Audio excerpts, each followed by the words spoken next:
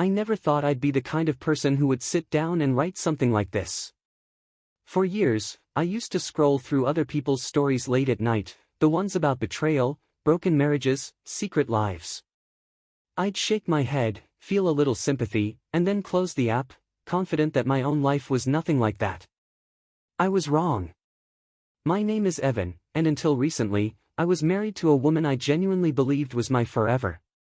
We had been together for nearly 7 years, married for just over 4.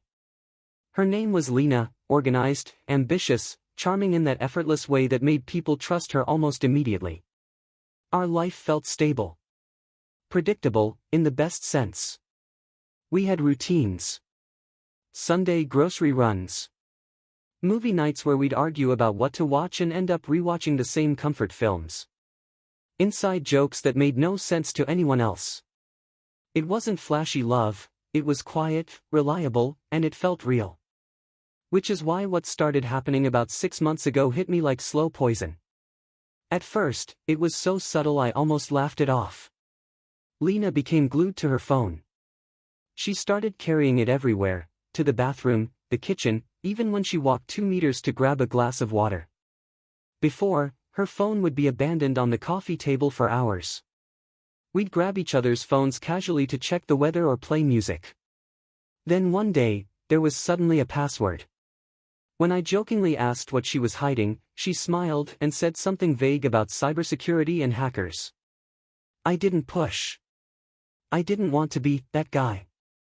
But the feeling didn't go away. Soon after, she started taking calls outside the room. Her phone would ring, and she'd quickly stand up, saying, "I'll just take this real quick," disappearing onto the balcony or into the bedroom. Whenever I asked who it was, she'd shrug and say, "Work stuff." Then came the habit of keeping her phone face down. I didn't even know that was a thing until I noticed how quickly she'd flip it over if I reached across the table for something. It was instinctive, almost panicked. And slowly, something else changed too. Her presence faded. Conversations that used to flow easily turned into polite exchanges. When I brought up future plans, vacations, savings goals, anything involving us, she'd smile, nod, and redirect the topic. It was like talking to someone who was already half gone. The moment that truly unsettled me happened on a random Thursday afternoon. She told me she was meeting a friend for coffee after work. I happened to be running errands nearby and thought it would be sweet to surprise her. When I pulled up outside the cafe, she wasn't sitting at a table. She was pacing outside, phone pressed tightly to her ear, her voice low and serious. I stayed in my car, not trying to spy, just frozen by instinct. I caught fragments of her conversation. Almost ready. Starting fresh soon. My stomach twisted. It didn't sound like gossip. It didn't sound like work stress. It sounded planned. That night, when I casually asked how coffee went, she gave me a long, detailed story about her friend's relationship problems, a story that felt rehearsed. A few days later, she brought up something that made my chest tighten. "I think we should organize all our finances," she said lightly. "You know, account details, passwords, documents. Just in case." Just in case of what? She couldn't really answer that. And that's when the quiet fear settled in my bones, because for the first time in our marriage, I felt like I was standing next to someone who was keeping secrets big enough to change everything. And I didn't yet know that this was only the beginning. Once that uneasy feeling settled into my chest, it didn't leave. I tried to tell myself I was imagining things. That I was overanalyzing normal behavior. People change, relationships evolve, that's what everyone says. But every day, Lena seemed a little further away, and every night my mind replayed the same small moments that no longer felt small at all. A week after she first mentioned organizing our finances, she brought it up again. We were in the kitchen. I was making a sandwich, she was scrolling through her phone. "Do you know where all the bank information is?" she asked casually. "Like, the account numbers, passwords, documents, all of it." I paused with the knife still in my hand. "Why?" I asked. "Is something going on?" She looked up, startled, then quickly smiled. No. Nothing's wrong. It's just, responsible. You know. For emergencies. Emergencies. I waited for her to explain what kind. She didn't. She shrugged, went back to her phone, and the conversation died right there. The vagueness bothered me more than any accusation could have. It didn't sound like concern, it sounded rehearsed. 2 days later, curiosity finally pushed past my hesitation. While Lena was at work, I logged into our joint bank account. At first, everything looked normal. Bills were paid, groceries were accounted for, but then I noticed something strange. Over the last month, there had been several small transfers. Not large enough to cause alarm, but not connected to any familiar expenses either. The money wasn't going toward rent, utilities, subscriptions, or anything we typically paid for. It was just moving. I stared at the screen longer than I'd like to admit, trying to come up with a reasonable explanation. Maybe gifts. Maybe something work-related. But my gut wouldn't let it go. I didn't confront her. Not yet. Instead, I called someone I trusted, an old college friend named Mark, who happened to work in family law. I kept my tone light when I explained what I'd noticed, half expecting him to laugh it off. He didn't. I'm not saying something's definitely happening, he said carefully. But if your instincts are telling you to protect yourself, you should listen to them. It's much easier to prepare before something blows up than after. He walked me through some basic steps, legal, ethical, preventative, things that wouldn't harm anyone, but would make sure I wasn't left exposed if something did happen. I hung up feeling sick. Because even considering those steps felt like betraying the woman I loved. That night, I lay awake staring at the ceiling, replaying our wedding vows in my head. The promises. The smiles. The certainty that we were a team. The thought that I might need to protect myself from my own wife felt surreal, almost insulting to the life we had built. But the feeling wouldn't go away. 2 days later, I made my decision. While Lena was out, I sat at my desk, opened my laptop, and began going through every document we had, bank accounts, investments, property records. My hands shook as I scrolled. Every click felt like another crack in something sacred. I didn't feel clever. I felt scared. I called my mother that night. I didn't tell her everything, only that I needed her help with something important. "Are you in trouble?" she asked gently. "No," I lied. "Just, being careful." She didn't push. She never does. Over the next week, I quietly began moving things. Not in a dramatic way. Not all at once. Just enough to make sure that if my fears were real, if something truly was coming, I wouldn't be standing alone with nothing. And through it all, Lena acted perfectly normal. She laughed. She kissed my cheek. She asked what I wanted for dinner. Which somehow made it all feel even more terrifying. Because I couldn't shake the sense that she wasn't just drifting away. She was preparing. After I started quietly securing my side of things, I expected the tension at home to spike. I expected Lena to notice something, a missing statement, a delayed transfer, a question from the bank. I expected an argument, or at least one of those sharp, suspicious pauses where someone's eyes linger a second too long. But nothing happened. Not immediately. For nearly 2 weeks, our life ran like a staged play. The same routines. The same dinners. The same small talk about work and errands. If anything, Lena seemed lighter. More affectionate. She'd touch my shoulder when she walked past. She'd laugh at jokes that weren't even funny. She'd suggest little things like, "Let's go out this weekend," as if we were back in the version of our marriage where the future was a shared place. It messed with my head. One moment I'd be convinced I'd overreacted, that I'd let paranoia turn my brain into an enemy. The next moment I'd catch her staring at me from across the room like she was measuring something. Like she was waiting for a signal. And the strangest part? She stopped bringing up the finances completely. No more emergency planning. No more questions about passwords or accounts. The subject disappeared like it had never existed. That didn't relax me, it scared me more. Because Lena wasn't the kind of person who dropped a responsible idea after mentioning it twice. If she believed something mattered, she'd circle it until it was done. The silence felt intentional. Like she'd tested the waters, felt resistance, and decided to change tactics. One night, I caught myself rereading every document I'd filed, double-checking signatures and dates.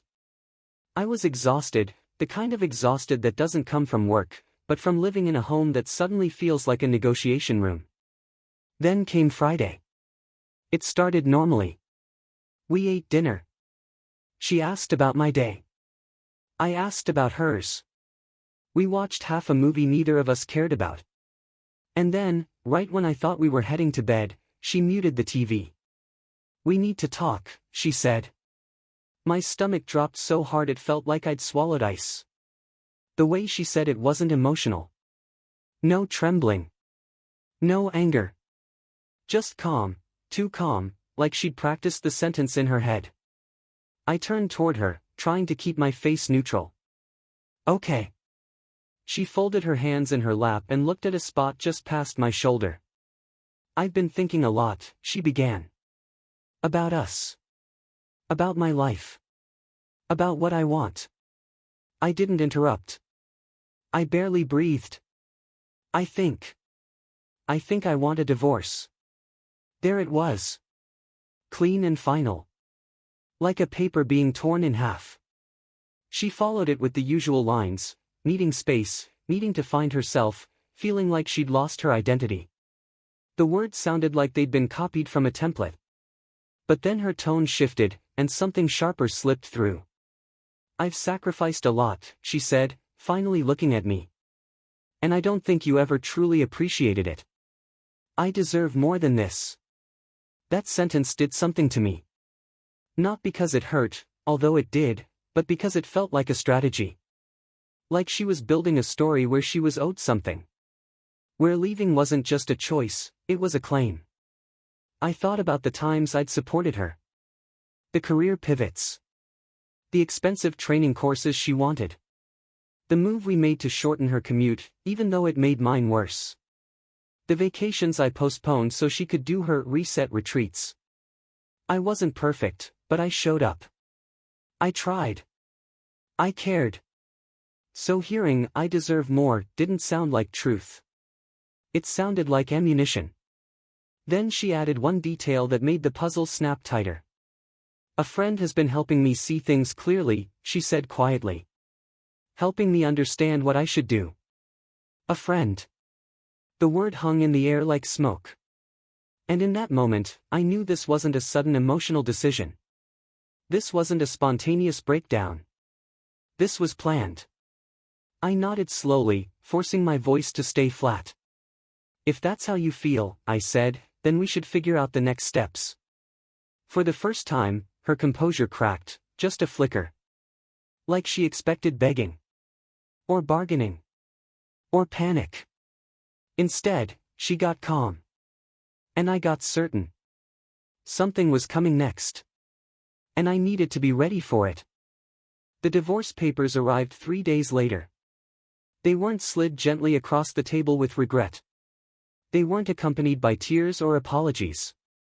They were delivered by courier, sealed in a thick envelope, stamped and formal, like a business transaction. I sat at the kitchen counter staring at my own name typed in bold legal font, feeling something cold and metallic settle in my chest.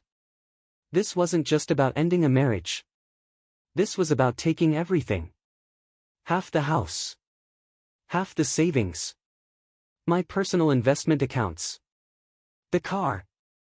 And an added clause requesting spousal support, despite the fact that Lena earned nearly as much as I did.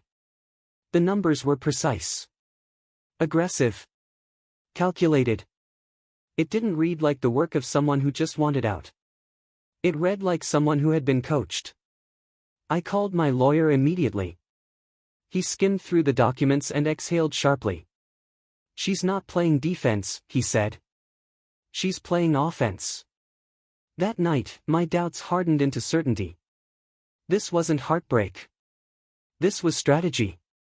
I didn't confront her. Not yet. I needed to understand who had handed her the blueprint.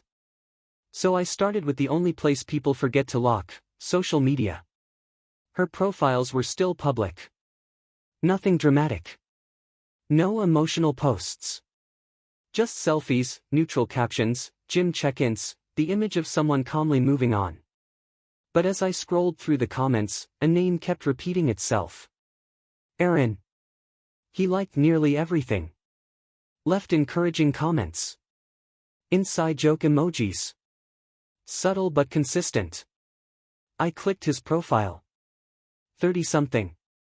Marketing consultant. Gym photos. Travel pictures. And then, the coincidence that wasn't a coincidence. A photo taken at the same cafe I'd seen Lena outside weeks earlier. Same day. Same afternoon. My chest tightened. As I scrolled further, I saw a mirror selfie taken inside what looked disturbingly like her new apartment, the same window frame, the same floor tiles she'd shown me in a video call. Nothing explicit. Nothing that would hold up in court. But enough to whisper the truth. I wasn't dealing with a friend. I was dealing with someone who had already stepped into my place. I called a mutual acquaintance, Tara, someone who had known Lena long before she met me. I kept my voice light, casual, pretending I was just trying to understand the sudden shift. She became strangely guarded. "Oh, I don't really know what she's up to lately," she said quickly. "You should talk to her." The call ended faster than it should have. I tried another mutual friend. Same pattern. Short answers.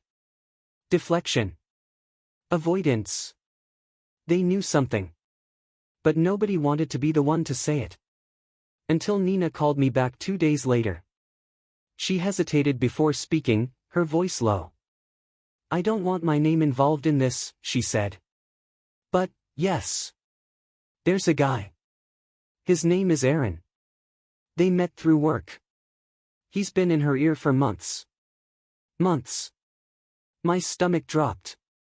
"He's been helping her," Nina continued. "Not emotionally.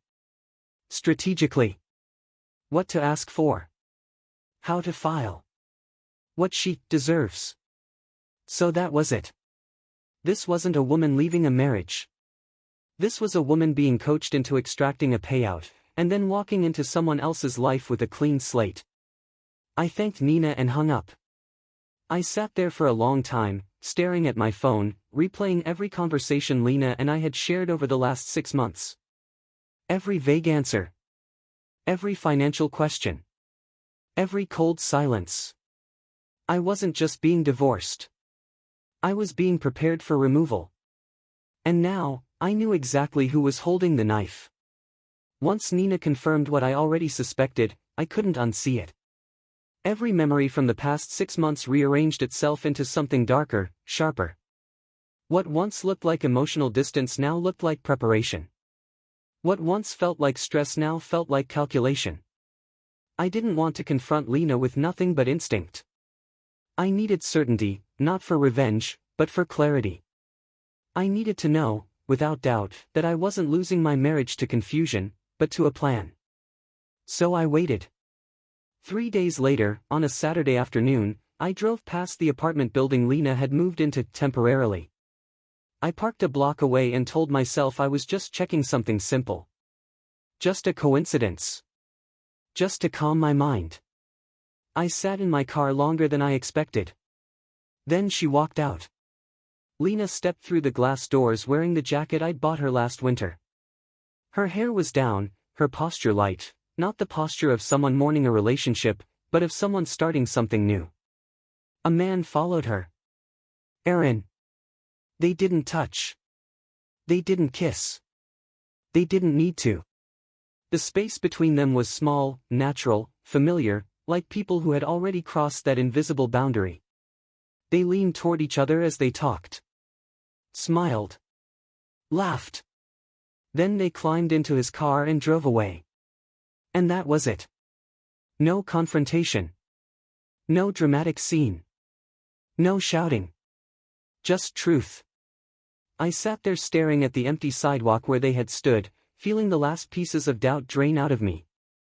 My marriage hadn't fallen apart by accident. It had been dismantled. That night, I went home and didn't cry. I didn't rage. I sat at my desk, opened my laptop, and began organizing every document my lawyer had prepared. I reviewed every transfer. Every date. Every signature. Every trust filing under my mother's name. Everything was airtight. Because now I knew something Lena didn't. She thought she was walking into a settlement. I was walking into a defense. The first mediation session was scheduled 2 weeks later. Her lawyer arrived with a binder so thick it looked like a corporate lawsuit. He listed her demands calmly, confidently: half the house, financial compensation, vehicles, assets, spousal support. He spoke as if this outcome was already decided. I remained quiet. Then my lawyer slid a slim folder across the table. "I think we should review these first," he said politely. Lena's lawyer opened it. And everything changed. His posture stiffened. His jaw tightened. His fingers slowed as he turned each page. He paused, reread, then looked up. "These transfers, when were they executed?" he asked. "Several weeks before the divorce filing," my lawyer replied evenly. "All major assets were moved into an irrevocable trust under my client's mother." The room went silent. Lena leaned forward, snatched the papers, and began flipping through them. Her face drained of color. "This can't be right," she whispered. Then she looked at me. "You planned this." I didn't answer. Her lawyer looked annoyed, not at me, but at her. "You didn't tell me about this," he said flatly. She stared at the documents, her hands shaking. There was nothing they could challenge. Nothing to undo. Nothing left to take. When the session ended, Lena pulled me aside in the hallway, her voice low and furious. "This isn't over," she said. I met her eyes calmly. "It already is," I replied. The meltdown didn't happen gradually. It happened violently, like something breaking under too much pressure. The morning after mediation, my phone started ringing. At first, the voicemails were soft. "I think we rushed things," Lena said in one message. "We should talk. Just talk." Then they turned emotional. "I didn't mean for this to get so complicated," she sobbed in another. "You know me. You know I wouldn't hurt you on purpose." By the third day, the tone shifted completely. "You did this to me," she hissed in a voicemail that crackled with anger. "You planned this. You trapped me. You're selfish." She swung wildly between remorse and rage, sometimes within the same message. Apologies blurred into accusations. Promises blurred into threats. I didn't answer any of it. My lawyer told me not to, and more importantly, I didn't want to.